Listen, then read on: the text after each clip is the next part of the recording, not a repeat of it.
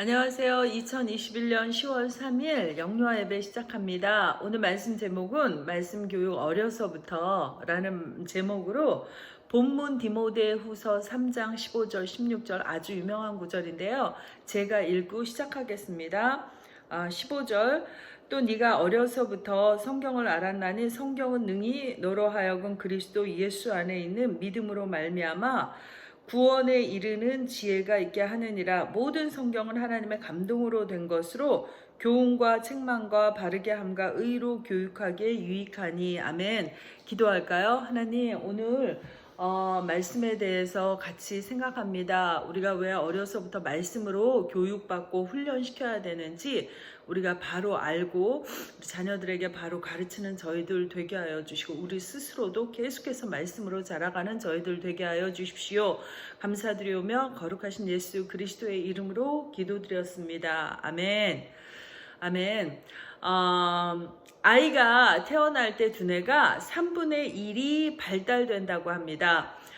가닥가닥 떨어져 있는 2천억 개의 뇌세포가 다양한 자극들로 인해서 서로 연결되고 그러면서 완성이 되어 가는데요.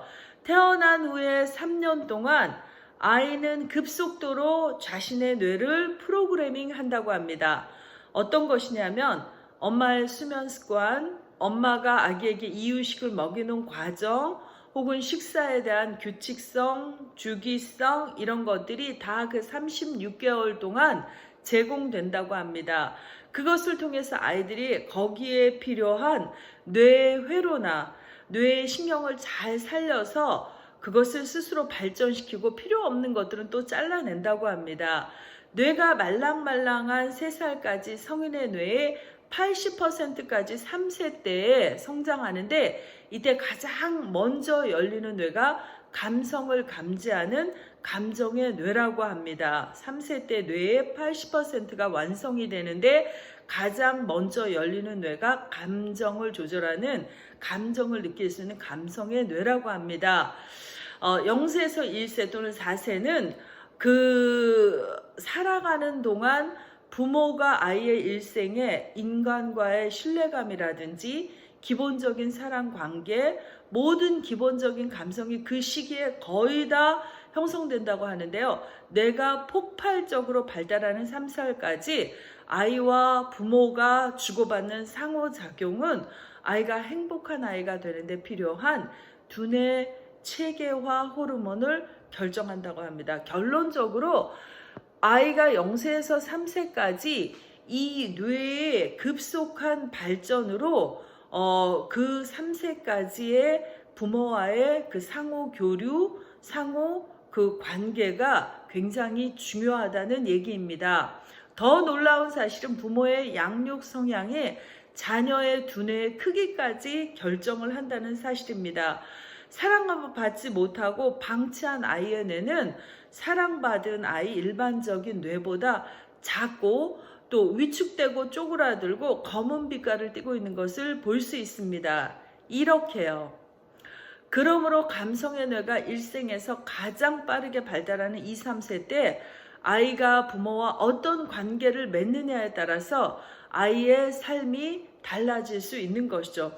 결론적으로 얼마나 많은 부모의 사랑과 관심을 우리 아이가 자라가는 3세 동안에 해야 되는지, 그리고 무엇을 어떻게 우리 아이들과 같이 3세 안에 그것을 해내야 되는지, 이것에 대한 설명을 오늘 하기 위해서 이러한 소개를 한 것입니다. 왜 우리가 이것을 중요하게 생각하냐 하면은 그만큼 영아 유아의 가장 중요한 시기에 아이들에게 부모의 사랑을 기반으로 하는 신앙 교육이 얼마나 중요한지를 알아서 그 시기를 놓치지 말고 잘 교육해야 하기 때문입니다.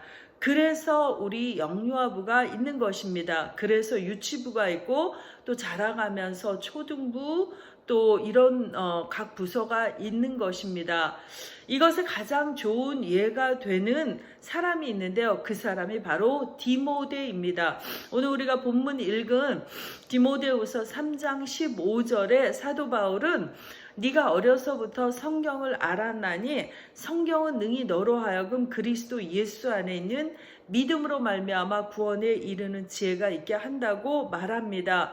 디모데후서는 당시 사도 바울이 두 번째 로마 감옥에 갇혔을 때 자신이 멀지 않아서 죽임을 당할 것을 예측하면서 기록한 그의 마지막 편지로서 이 서신서는 그 위대한 사도가 그 당시 교회들에게 들어온 그 이단들에게, 정말로 이 이단은 진짜 이렇게 복음이 전파될 때부터 초대교회 때부터 지금까지도 아주 끈질기게 껌딱지처럼 붙어서 교회를 파괴하고 또 신앙이 자라가는 하나님의 백성들을 방해하는데 지치지 않고 우리를 괴롭히는 그 이단들에게 사도 바울이 경고하면서 주는 메시지인 것입니다. 그래서 이 이단들에게 경고하면서 모든 사람들이 성령으로 감동한 이 말씀을 굳게 붙잡고 주님 재림 때까지 그분께 충성을 다하도록 하기 위해서 교회들에게 써보낸 편지이고요. 또 개인적으로는 사랑하는 아들 디모데, 영적인 아들 디모데에게 쓴 편지입니다.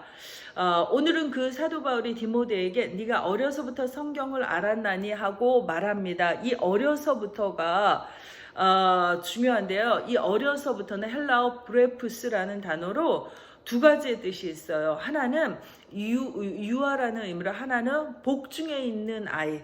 그러니까 엘리사벳이 마리아가 문안하는 소리 아이가 복중에서 뛰어놀았다 할 때 이 헬라어 단어를 써요. 그래서 그 복중에 있는 아이, 또 두 번째로는 이 브레푸스, 어려서부터 해당하는 이 브레푸스라는 헬라어는 젖먹이와 갓난 아이를 의미합니다.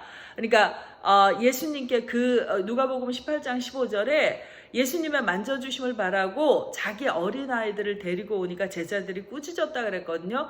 그때 그 어린아이들을 브레페로 젖먹이 갓난아이를 말합니다. 그러니까 왜 이걸 말하냐면 이렇게 어린아이 때 디모데가 성경을 알았다는 사실이에요. 그럼 어떻게 알 수 있었을까요?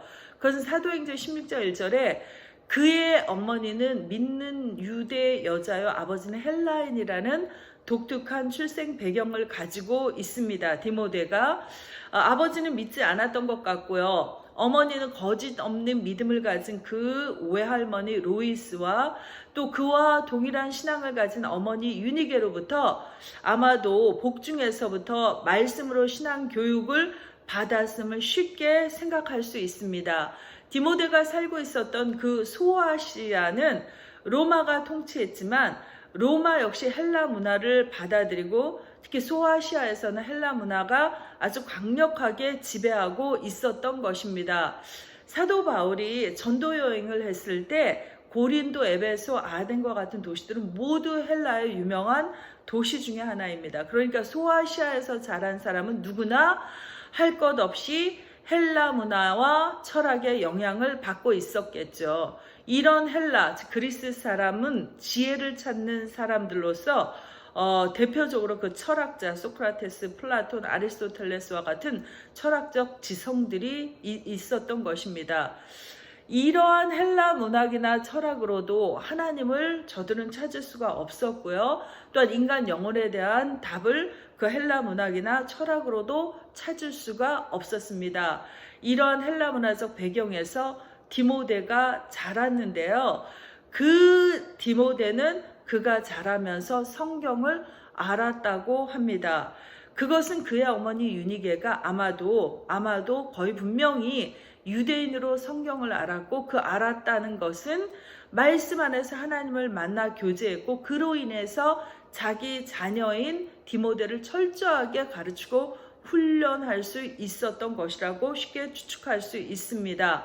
말씀에 확실한 증거를 가진 부모는 또한 그 자녀를 말씀으로 훈련시킨다는 것을 이 본문을 통해서 알 수 있는 것이죠. 이것이 우리 영유아부의 존재의 이유입니다. 부모된 우리가 먼저 말씀 안에서 하나님을 만나 그와 동행하며 그를 경외하며 예배자의 삶을 살 때 그 자녀들에게 그런 그들의 삶을 통해 하나님을 경외하는 참 예배자로 자녀를 교육하고 훈련시킬 수 있다는 얘기입니다.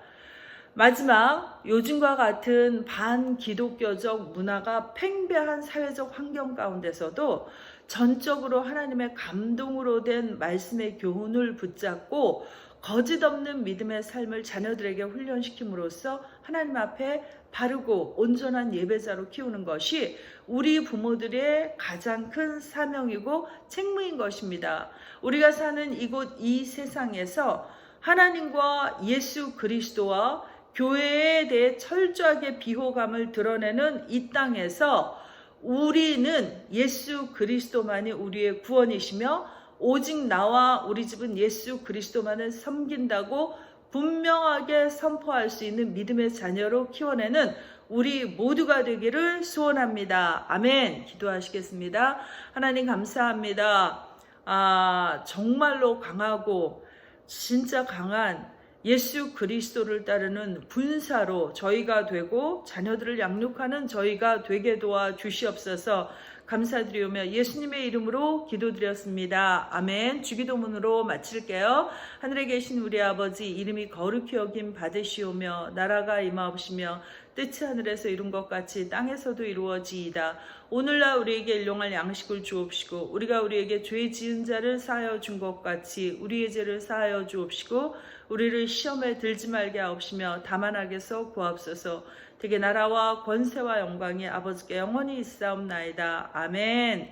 감사합니다.